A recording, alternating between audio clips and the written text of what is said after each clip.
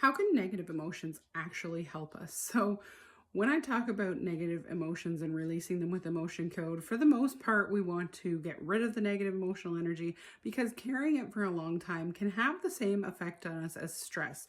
If you have chronic stress, we all know what that can do to the body. It can be dangerous if it gets to a certain level. You can get artery issues, you can get heart attacks, you can have all kinds of problems with physical health because when you store up emotional energy, so if you think about an emotion that you have, especially a strong emotion like anger or something like that, your blood pressure starts to go up, your muscles start to clench and tighten, and there's physiological changes.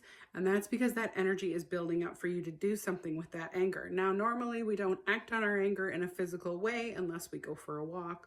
We blow off steam in some sort of helpful, healthy way. We don't want to be acting on it physically towards another person, but we build the energy up in order to be able to respond to what's going on around us. When we don't release the energy, we store it up, and that's like storing up chronic stress. It just builds up in our body, in our system, in our energetic field. It has so many impacts on us that are negative. So we try to release that, and we try to bring your body, your mind, your spirit, and your energy back into a healthy balance. However, we do need to experience negative emotions. That's why they're there. It's the whole yin and yang. We want to balance because there are good things about negative emotions. And this is one thing and one way I explain it when I do my lives, where you might often catch me doing some mini sessions for people. Sometimes I'm just doing question and answers, but I always tell people, when we build things like heart walls, and if you want to know what a heart wall is, I'll do some more videos soon, but go back and check out my other videos on heart walls. But one thing I say when people have heart walls come up, especially say a heart wall of fear or terror or something like that, is, and they'll say, why would I have a heart wall? Why would I try to protect my heart with something like fear or terror? An example I use is, if you think of little kids, and I always use little kids and animals because they don't have the same filters that adults have. They don't have the same programming that we've had. They haven't been taught the same things. So they think on things at a very simple and basic level. And when you think of a little kid or an animal, if say they were chasing a ball and playing with something and it was to roll out into the road and you were to scream at them or startle them or something and they were to jump and be terrified, it kind of stops them. And then all of a sudden, if they see a car go by, their subconscious is going to think, oh, that fear, that terror protected me, because if I had run out into the road, I would have been hit by the car. Now, again, they may not have that kind of comprehension, but your subconscious works very different than your waking brain and your conscious mind. So your subconscious recognizes the threat, recognizes the danger, and the fact that the fear protected you from it. Same thing with a little bit more of an intense, and so a trigger warning here if you have had any kind of issues with a relationship and it has been difficult or challenging in any way, shape, or form. Just trigger warning, this is to do with relationships, so you can scroll away if you don't want to hear this. But if you have been in a relationship that has been violent in any way or harmful in any way, then you're going to build heart walls, perhaps out of several emotions that might have come out of that experience. And that's to protect you, because when we go through a traumatic experience, whether it's a long experience or a short one, so whether you were in a short relationship or it was a short experience or a longer one, we build up different emotional responses to things that happen. And we build up the heart walls because your nervous system is going to be on edge.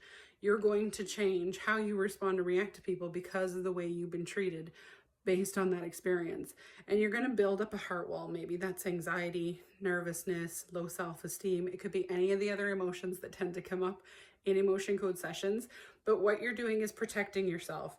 And so your subconscious is saying, okay, if I ever find myself even remotely triggered, that emotion comes up, then I'm going to try and protect myself. And so what I am going to talk about in another video is you're going to self-sabotage. So a lot of times we self-sabotage in a relationship. We don't want to get into a new relationship because we were so wounded by the previous one. And so you're trying to protect yourself until you're in a place where you're able to let that go. So you might need to do other healing first. You might need to go through some sort of therapy or counseling or anything. And then when you're ready, when you're comfortable, when your nervous system has relaxed again and you are in a good, healthy position to have a new relationship, that's when you're more willing to let things like those heart walls and those other emotions go. A lot of times people will say, how come I have these things coming up and I've already released so much, or I've released what I thought was the things that were blocking me for relationships or for love, for money, for health, whatever it may be. And that's one thing that I will talk about again in more videos. I have a lot more to do coming up, is that sometimes we have to go through a certain kind of healing and a certain level of healing where we can release certain things before we can get to the level where we can release other things. So it's not just black and white. It's not like the most traumatic gets released first and then the easier emotions at the end. A lot of times it's some of the easier ones that we release first because we can't handle a lot, especially if you've been through a lot of trauma or anything like that. And then you work your way down to some of the more intense emotions as you go. But there's layers. It's very different for every person, for every emotion that you go through, and you have to be at a certain level, you have to be at a certain stage before you can release certain things, because like we talked about with the fear protecting you and things like that, to a point your subconscious may still feel that that's necessary for you. It may still feel it's in your best interest, and it may still feel that that's something that you need right at the time. But when you look at it with the respect that your subconscious is trying to do the absolute best thing for you and protect you at all times, then we start to understand why we hold on to some of them a little longer than others and why they're there in the first place. If you want more information about emotion code sessions, click the link in the bio, drop me a message or a comment. I'm happy to answer them. Like, follow, stick around, and hopefully I will see you soon.